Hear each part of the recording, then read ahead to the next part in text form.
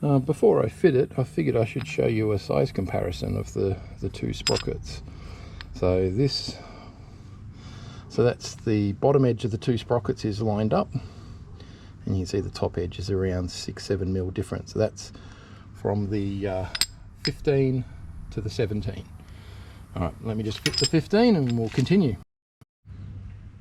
Okay, so I've refitted the factory 17 tooth sprocket, and as you can see, there's no rubber on the factory BMW ones, so there's no need to purchase the more expensive JT sprockets with the rubber cushioning, and I believe that's to do with how close they run this guide to the chain. People have made comment that when they've fitted rubber ones, the chain pushes hard on this guide, so that's probably why they haven't done it. But obviously they felt there's no need or no benefit. So, but what you can see is at this point here, there is just ever so slight change of angle. The bike is just sitting on its own weight. There is nothing else on it. So the suspension is compressed, but only a small amount.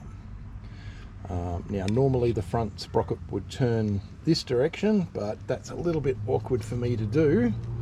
So it's much easier just to move the rear wheel the opposite direction, which keeps the chain tension on top the same for you to see. So what I'm going to do is, you can see that there's just a slight deviation here, but not too much. And I'm going to compress the rear suspension. You'll see that deviation go away completely. So let me just do that. So as the suspension compresses, you'll see that the deviation goes away, and it's all pretty well straight. Alright, and then if I take the weight off the suspension, you'll see that the deviation gets slightly worse. Can I go? Not yet. Now I'm going to pause the video here, change out the front sprocket for a 16, and then show you all of that again. Okay, and we're back with the JT F750 16 fitted. So we will do the same test. So you can see the pivot point around here is just ever so slightly more pronounced, but I'll uncompress the suspension first so you can see it, and then I'll compress it and you'll see it go away completely again. So the way, as I said before, the way the bike's sitting now, it's just the weight of the bike, no rider, no gear, no nothing. So as I take the weight off, you'll see it get more pronounced than it did with the 17. And as I compress it, you'll see it still goes away. And that's not even my full weight on the bike. So that's that one done. Now I'll pull the 16, so this is the 16 tooth off, put the 15 tooth that I want to try on, and we'll do it again.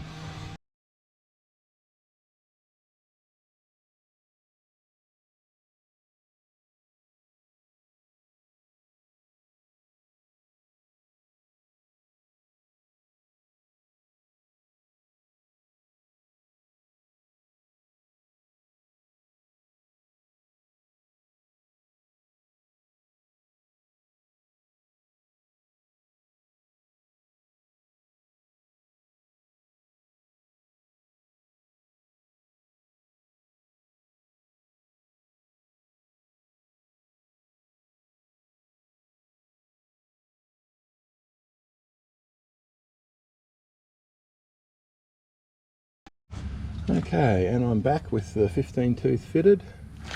One thing to note, because of the smaller diameter of the sprocket, you've got to wind out your axle adjusters. Now it was approximately 2 full turns on the adjuster bolts per tooth reduced on the front sprocket. So if you were to change your front and rear sprockets and the chain all in one go, I'd probably take one link out of the chain, because we're almost at the limit of the adjustment and the chain is still only fairly new. It's about 5,000 k's old, so certainly something to consider, as this is a linkless chain. I won't be doing that as at this stage.